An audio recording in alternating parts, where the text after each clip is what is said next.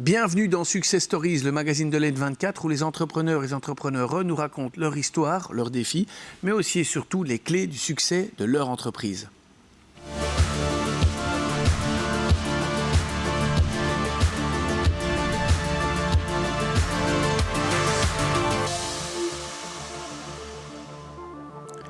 Dans la première partie de cette émission, nous parlerons FinTech. Nous aurons le plaisir de recevoir le président de FinTech Belgium et nous ferons le point sur l'European FinTech Battle. Nous mettrons à l'honneur les sociétés Eidonic, InvestSuite, Socadia et aussi Lupovis. Surnommé le Petit Versailles, le château de Belleuil est célèbre pour l'exquise beauté de ses jardins. Dans la troisième partie de notre émission, nous aurons l'honneur d'accueillir l'administrateur délégué du domaine. Ensemble, nous plongerons au cœur des initiatives qui donnent vie à ce domaine enchanteur et en assurent la renommée bien au-delà de nos frontières.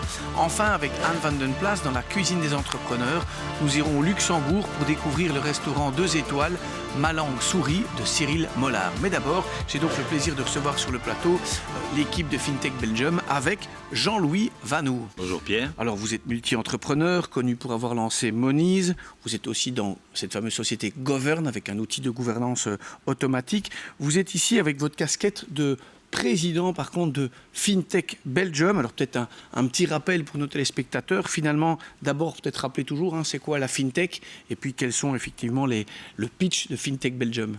Bon alors FinTech Belgium, c'est l'association des FinTech belges. Nous existons depuis 8 ans et j'ai l'honneur d'être le président depuis 6 ans. Alors c'est quoi la FinTech ? La FinTech en fait ce sont les services financiers et les services d'assurance. Donc en fait ce sont des sociétés qui proposent des services financiers comme des services de paiement, des services de prêt, des services d'assurance complémentaires, etc.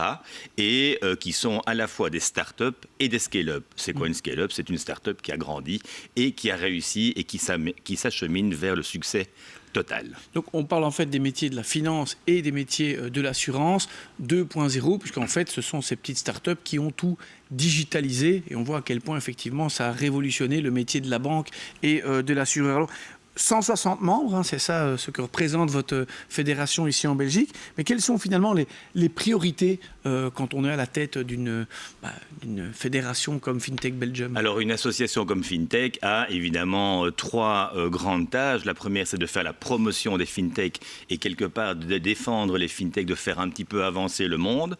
La deuxième chose, c'est d'informer ses membres. Et la troisième chose, c'est de pouvoir networker. Alors par rapport à la promotion, il y a des acteurs très importants. Et ça a été très important les 2 dernières années, comme vous avez entendu parler du plan de relance. Donc, nous sommes parvenus à attirer l'attention de Thomas Dermine pour faire une proposition de plan qui n'a malheureusement pas été suivie par le ministre des Finances, Van Petegem. Ce n'est pas grave. On discute également avec le régulateur. Vous avez entendu parler de la Banque nationale ou de la FSMA, vers lequel nous leur démontrons les avantages de certaines nouvelles technologies et nous faisons de sorte que la régulation puisse avancer. Oui, parce que pour rappel, c'est vrai que quand une FinTech doit obtenir, on va dire, son permis de vendre son produit en Europe, dès qu'elle a la licence dans un pays, il est valable pour tous les pays européens.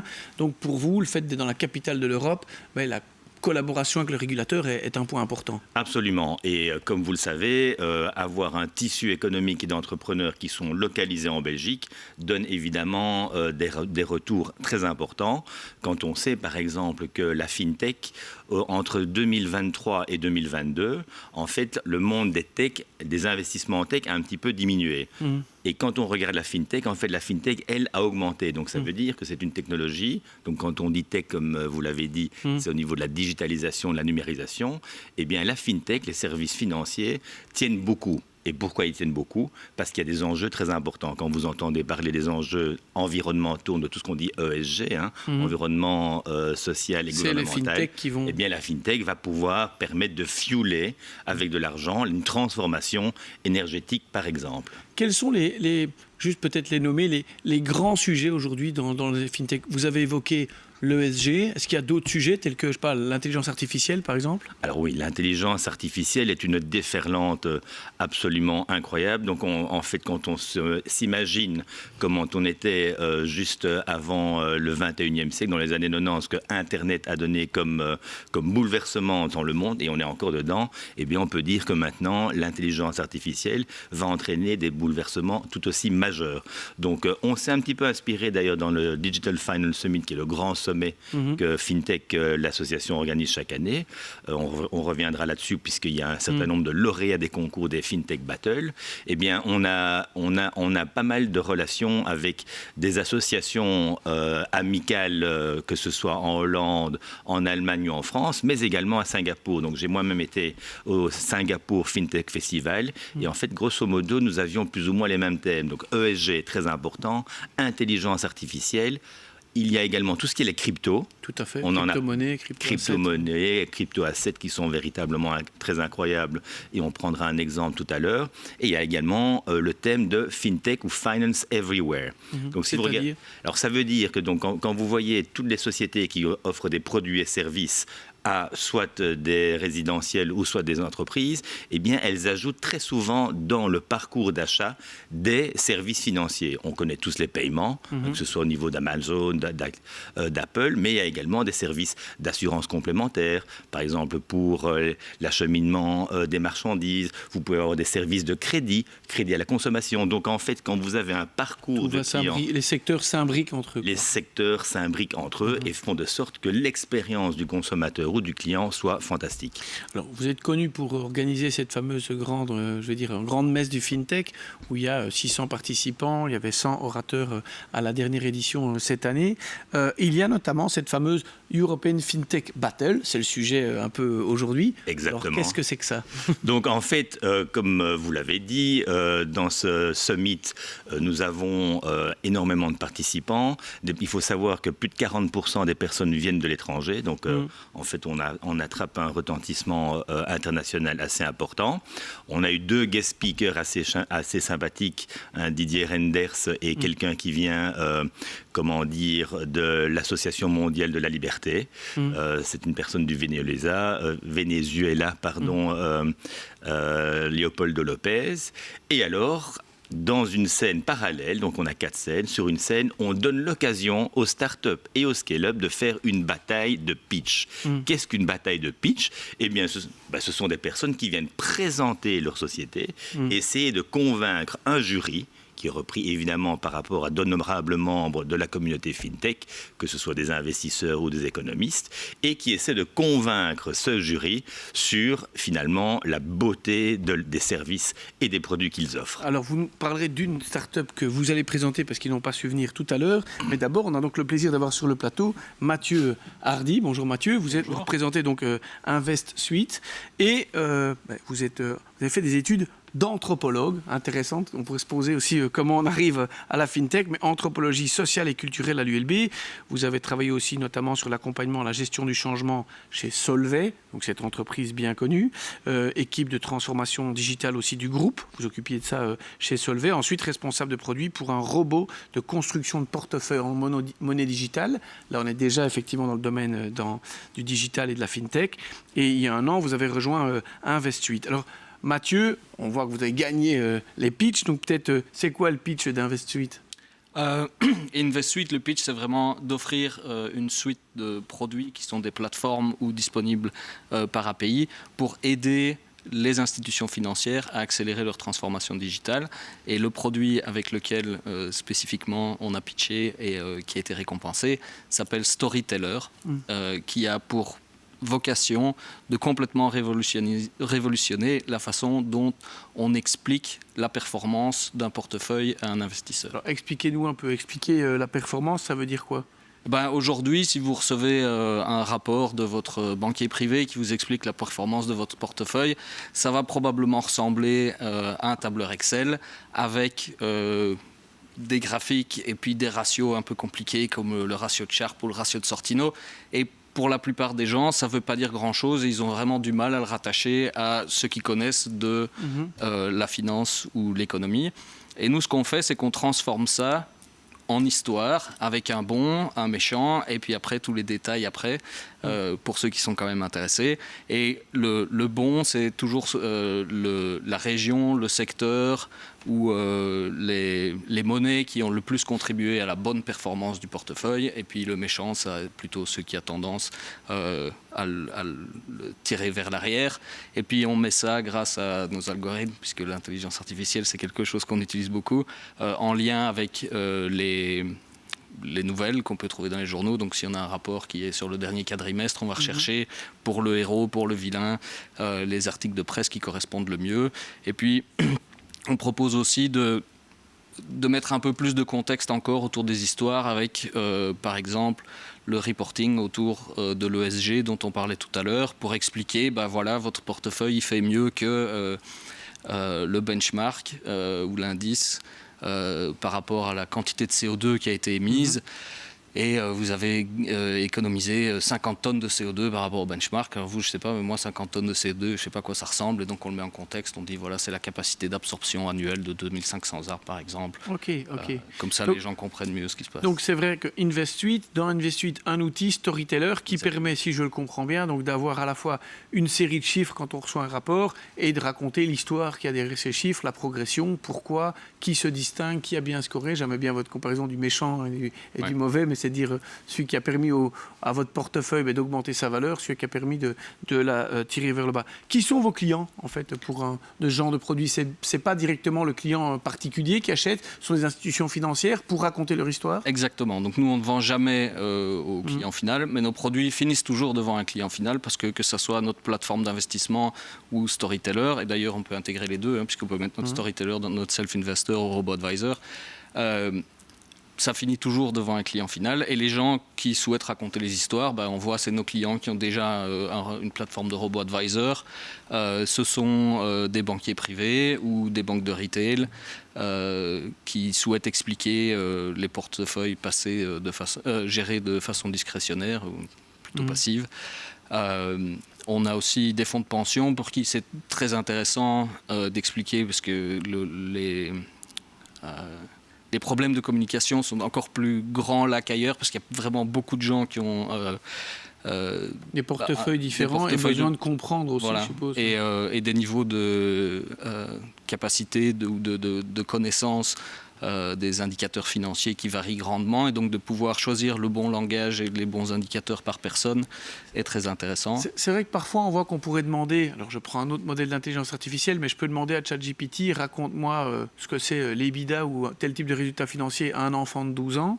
Vous pourriez par exemple dire que de temps en temps, Storyteller va s'adapter en fonction de certains publics par rapport au vocabulaire et au jargon qu'on utilise? Exactement, et aussi le genre ou la quantité d'informations qui est communiquée, donc que ce soit l'institution financière qui le décide ou que ce soit l'investisseur individuel, de dire 3 fois par an, envoyez-moi juste 4 pages et c'est très bien, je veux l'overview, et puis 1 fois par an, à Noël, j'ai le temps de m'y attarder un peu plus, et donc envoyez-moi les 16 pages sur l'histoire de mon rapport de toute l'année.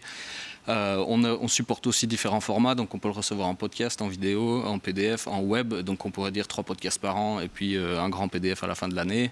Et tout ça peut être vraiment paramétré par individu et puis par institution. Vous avez réussi votre examen de pitch. Merci. Nous, on se retrouve dans quelques instants. On reparlera de 3 autres sociétés, Idonic, et c'est vous, on va vous challenger, Jean-Louis, pour pouvoir faire ça. Et puis on parlera aussi de Lupovis et Sopiat dans cette deuxième partie où on parle encore FinTech.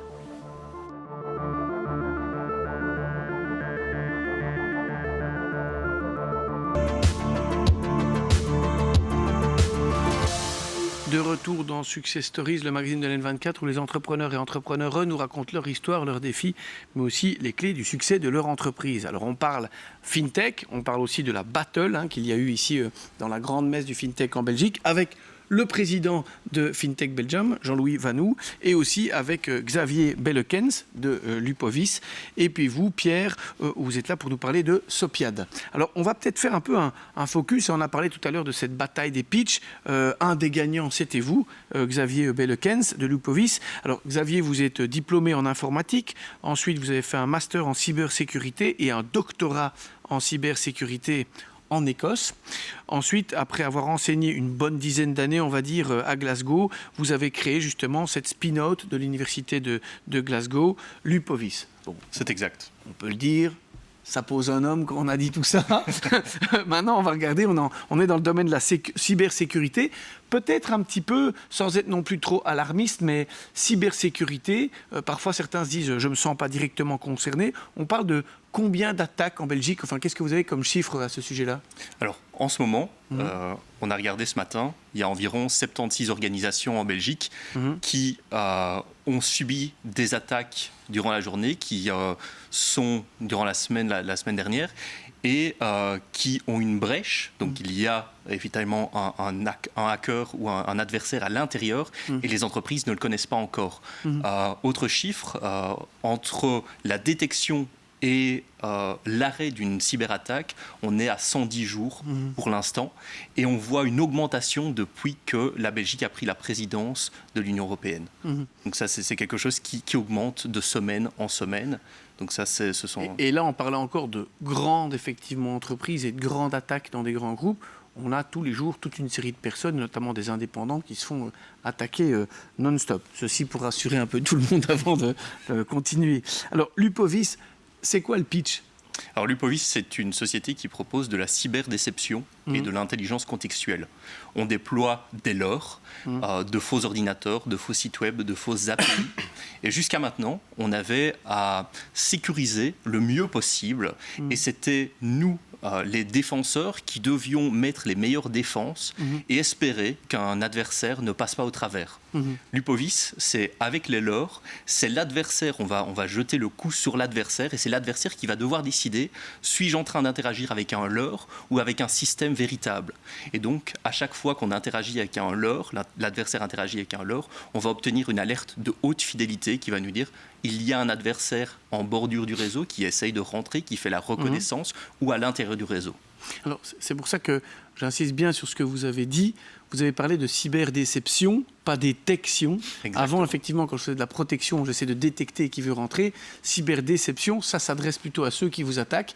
Ils vont penser attaquer une entreprise, et puis après, ils vont se rendre compte qu'ils seront déçus, donc déception, d'avoir en fait eu affaire à un faux que vous avez mis, comme qui dirait un peu un appât. Vous pouvez un peu illustrer avec un exemple de l'heure de client? Oui, effectivement. Donc, pour une des grosses néobanques qui se trouve au Royaume-Uni, on a déployé de faux systèmes clients, de faux systèmes RH, de faux systèmes de backup, de fausses API. Et donc, quand un adversaire s'intéresse à la néobanque et fait sa reconnaissance, pour comprendre un peu comment la banque fonctionne, quels sont les systèmes qui sont vulnérables, l'adversaire va faire sa reconnaissance et regarder tous les systèmes qui ont des vulnérabilités potentielles.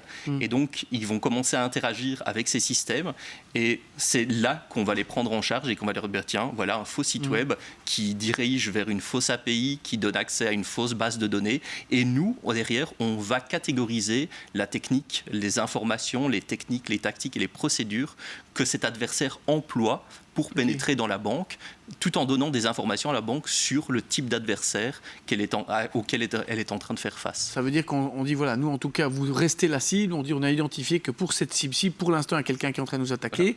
Voilà. Là, il est en train de jouer dans un jeu, il n'a pas encore compris que c'est autre chose, mais au moins, on sait c'est qui, comment il fait, et on est prêt, en fait, pour le moment, il passera la véritable muraille. Exactement. Quelles sont les clés du succès, en fait, pour une boîte comme la vôtre? Alors, dans la sécurité, les clés du succès, c'est avoir la confiance de ses partenaires et être certain qu'on puisse décevoir les attaquants, les adversaires, les hackers, avec une haute fidélité, tout en donnant une alerte de haute fidélité qui donne à nos partenaires l'idée de détecter un adversaire très très rapidement. Donc la détection chez Lupovis, de 110 jours, on passe à 2 minutes. 2 minutes. De 110 jours à 2 minutes.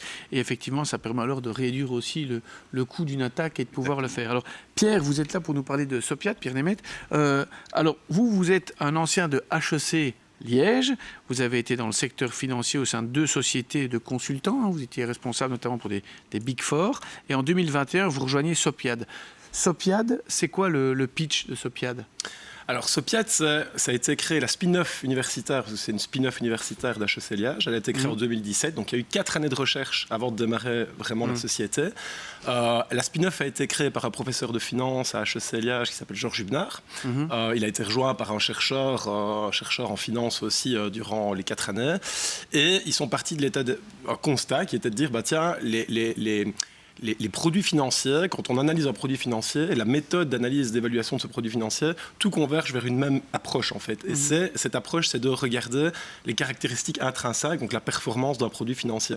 Et ils se sont dit, tiens, pourquoi est-ce qu'on ne retournerait pas un petit peu cette logique et on ne mettrait pas le client au centre de la notation qu'on va attribuer, la notation de performance qu'on va attribuer au niveau de ces produits financiers. Et donc ce constat-là, il est parti du fait qu'il y a beaucoup de produits à analyser, avec des données qui deviennent de plus en plus complexes et volumineuses. Et donc, potentiellement, il y a un manque de confiance de la part de l'investisseur final qui se produit. Et donc, nous, voilà, cette idée-là, ces recherches-là ont mené à ça, ont abouti à la société en 2021. Alors, Pierre, si je comprends bien, donc, votre outil va permettre de sélectionner les investissements, de donner un score, mais où il n'y a pas seulement l'aspect rentabilité, il y a la rentabilité, il y a aussi la durabilité, vérifier en fait que ça respecte toujours ces critères durables.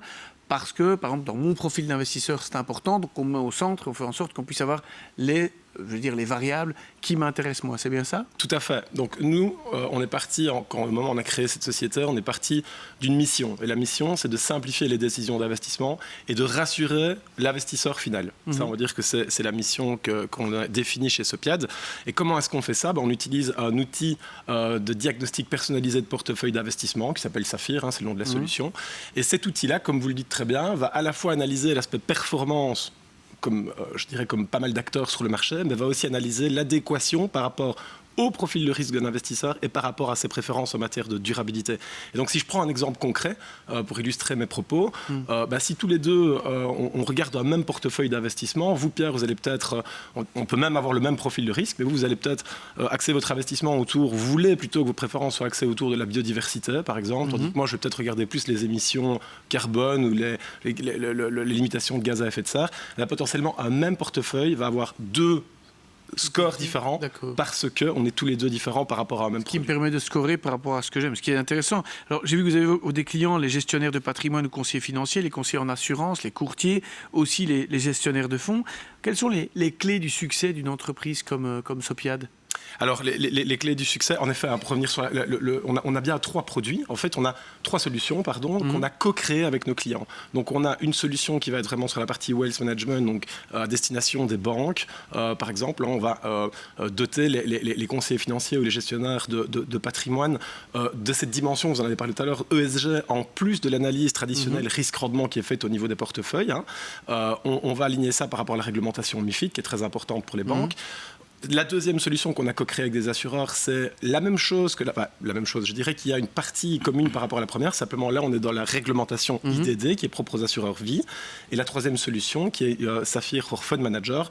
Et là, on dote les gestionnaires de fonds, les gestionnaires de portefeuille d'une solution qui permet de définir la politique de durabilité d'un fonds. Donc là, on est sur les articles qu'on appelle articles 8 ou 9 qui sont propres à la partie ESG. Et notre outil va être utilisé pour regarder si l'alignement ESG du portefeuille est bien adéquat par rapport au commitment qu'on s'est fait. Et donc, pour répondre à votre question sur les clés du succès, il y en a 3. La première, pour nous, c'est la simplicité. On essaye dans tout ce qu'on fait, on a peut-être des modèles financiers relativement complexes, mais on essaye en output d'avoir une analyse simple. Ce qu'on veut offrir, c'est via notre notation, une simple notation, des analytics qui vont rester des analytics très simples pour les utilisateurs, ou alors du storytelling. Nous aussi, on a une solution de storytelling. On va convertir l'analytics en une histoire pour laquelle on va proposer de l'insight à l'investisseur final ou aux utilisateurs au sein de l'organisation pour vraiment simplifier et clarifier l'adéquation d'un portefeuille. Ça, c'est la première clé du succès. La deuxième, c'est la rigueur scientifique. Par le lien avec HEC, en fait. Tout à fait. Voilà, en tant que spin-off universitaire, nous, l'innovation et la science, c'est dans notre ADN. Tous nos modèles, on les revoit avec les conseillers scientifiques. Tous les modèles financiers doivent être... on essaie de garder cette qualité avec le côté académique. Et la dernière, c'est l'esprit de collaboration. Collaboration parce qu'on co-crée avec nos clients. Collaboration parce que, comme je l'ai dit, il y a le côté académique. On reste en contact avec les experts académiques et les experts de marché avec lesquels on collabore aussi. Et alors, la collaboration avec FinTech Belgium, qui est très, très importante pour nous aussi. Vous faites la passe à mon ami Jean-Louis, qui devrait alors la conclure en 1 minute pour pitcher, lui, Idonic. C'est une des sociétés qui ne pouvait pas être là aujourd'hui, mais peut-être expliquer ce qu'elle fait. Exactement. Donc moi, je suis un peu l'intrus. Vous avez vu que les pitchers ont été absolument magnifiques. On est vraiment très fiers d'avoir ces personnes-là. Alors nous avons donné le prix, le coup de cœur du public, du public et du jury lors des FinTech Battles. Et Idonic est une société qui a pour but d'amener du cash ou en fait un subside à des émigrés, à des migrants, à des personnes qui sont dans le besoin. Donc leurs clients, ce sont des organisations non gouvernementales, donc le Fonds alimentaire, etc. Et quand vous avez des migrants, par exemple, ici on pense particulièrement à l'Ukraine, eh bien ils sont parvenus très rapidement à pouvoir toucher plus de 50 000 personnes et à distribuer une aide autour de 2 millions. C'est une petite boîte qui a 1 an et demi d'existence et qui nous a vraiment profondément touchés. Comment structurer ces dons, etc. Exactement. Et ça, en utilisant en fait l'intelligence artificielle, le blockchain, donc des technologies très modernes au service quelque part de l'humanité. Un grand merci, M. Vanou, et un grand merci effectivement à nos 2 startups de cette European Battle. Nous, on se retrouve dans quelques instants. On parlera d'un domaine assez attractif. On l'appelle le Petit Versailles. Il s'agit du domaine du château de Belleuil.